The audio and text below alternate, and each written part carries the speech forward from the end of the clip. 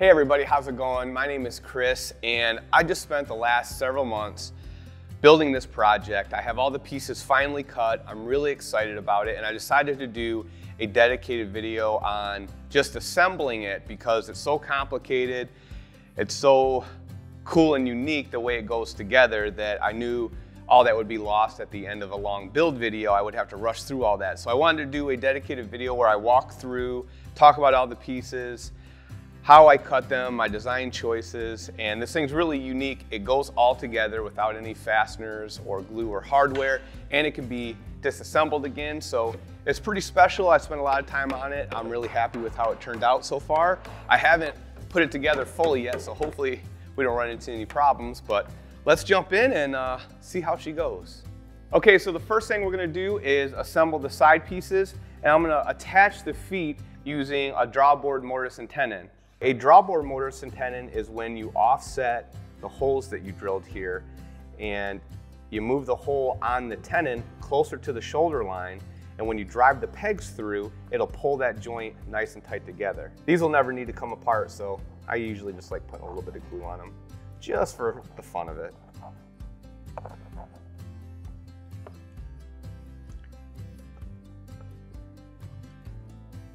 Hey, so I wanted to mention real quick that I will be posting a full build video on this project too, so if you enjoy this, make sure you subscribe and hit the bell icon so you get notified when that build video comes out. I use almost entirely hand tools on this build, so it should be a really fun video to watch. And in case you're wondering what this is, it can either be a TV console table, an entry or hallway table, or a sofa table, just kind of a long, narrow table that's really versatile that you can put pretty much anywhere.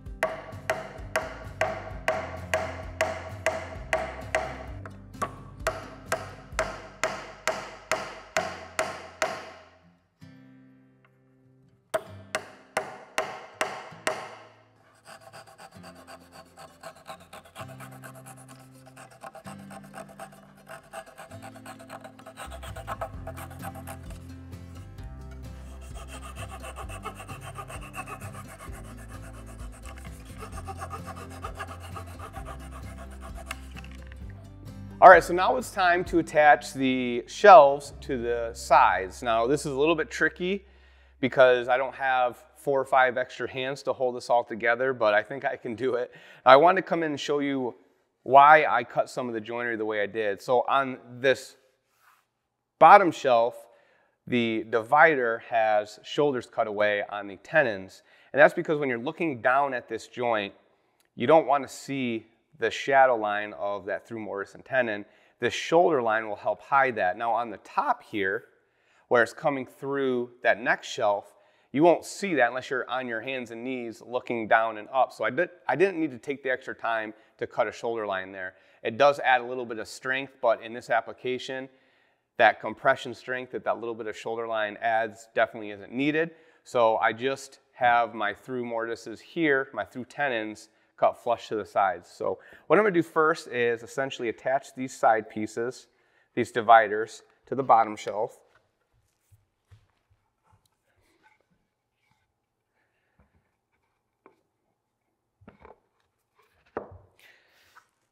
And then my central foot is again full width on those tenons because I don't need to cut a shoulder away. So what I'm going to do first, though, is attach the top shelf to these dividers, kind of make this whole assembly nice and whole and together.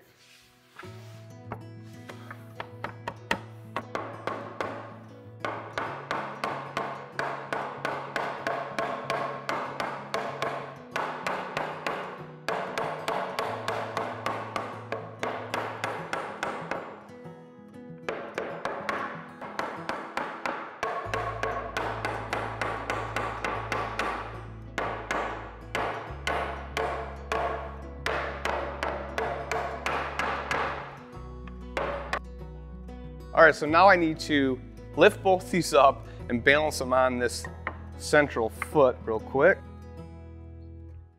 Kind of a little bit tricky. There we go.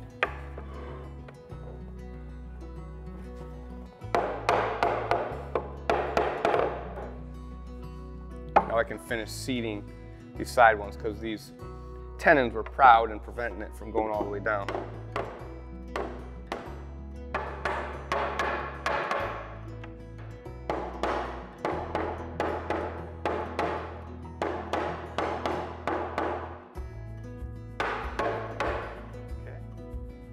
All right, so now we can start attaching the sides.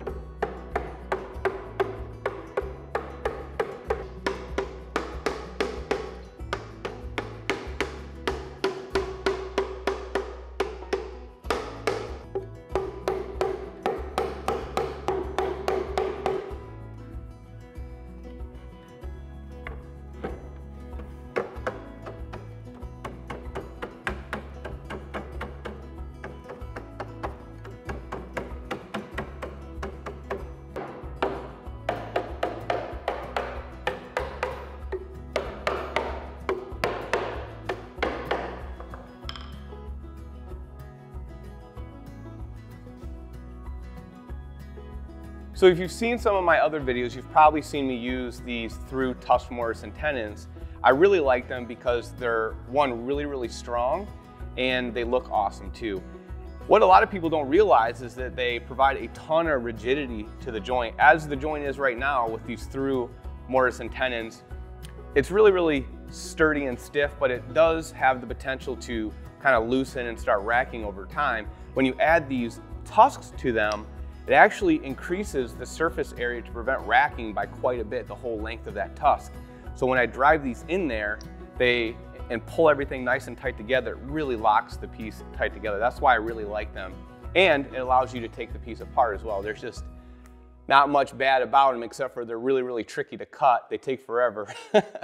So on this piece, I decided to do a single through tenon on the bottom with these double tusks on the bottom. And on the top shelf, I split the side apart and have single tenons running through each one of these side pieces here.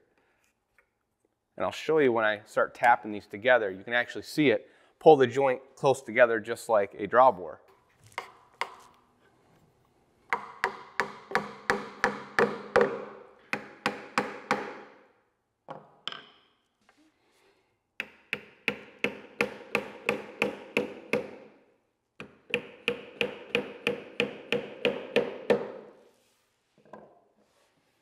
Looks good.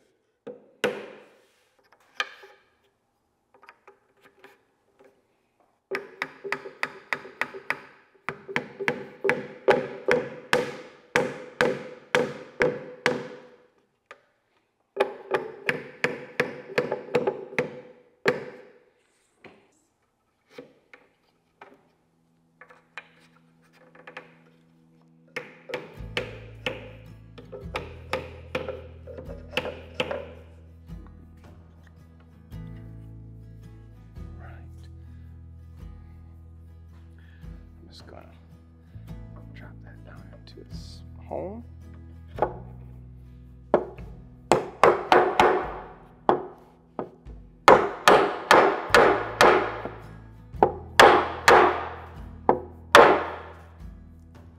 There.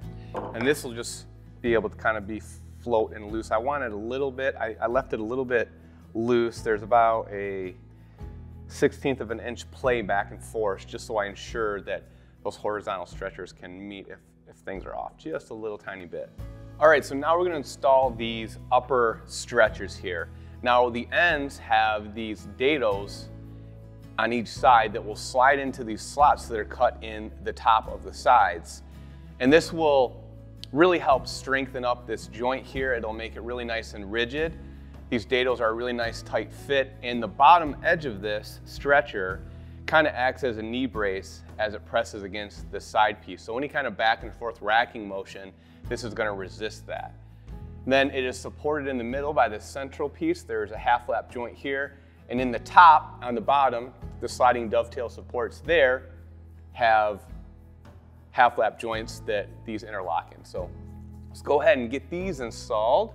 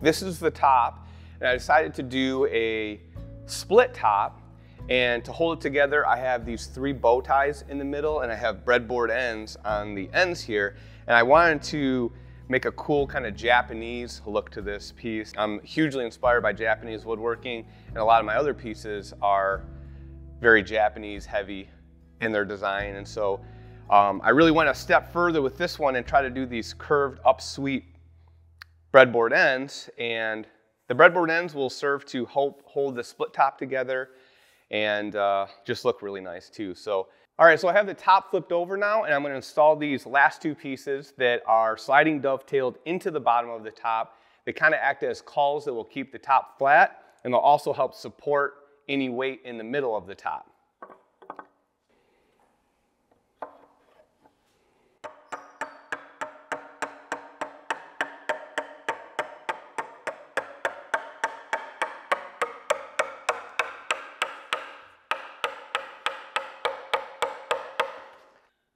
All right, so I'm stopping these an inch shy of being fully seated because when I drop my top in, it needs to slide an inch into place. So I have sliding dovetails for how the sides attach to the top here, and they drop into these sockets and they slide an inch forward into their dovetail spot. So I need to leave this an inch back so that those cross stretchers, those horizontal stretchers, are able to seat in here, and then we should be able to bring everything together at once. So I have a little line right there that I stopped it at.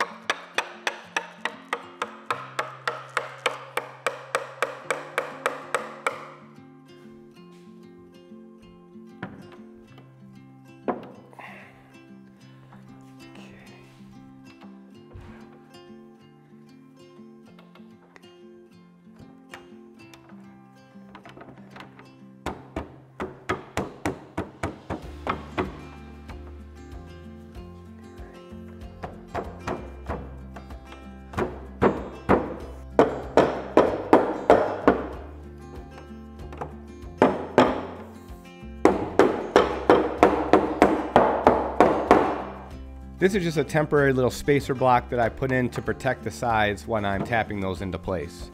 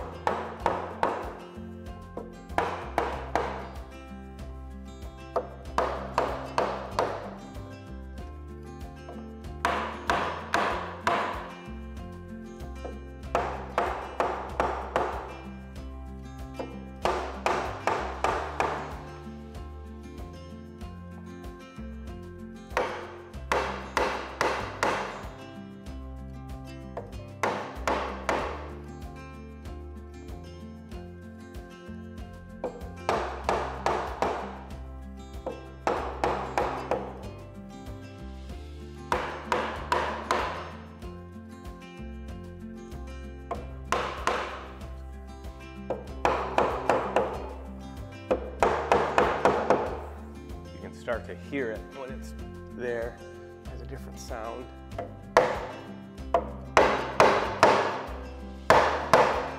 There.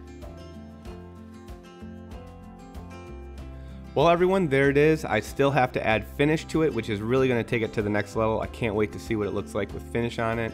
But you're just going to have to watch that build video to see that, because I haven't done it yet. So again, make sure you're subscribed and click that bell icon if you want to see that. There might be a card here at the end of the video if that video is already posted.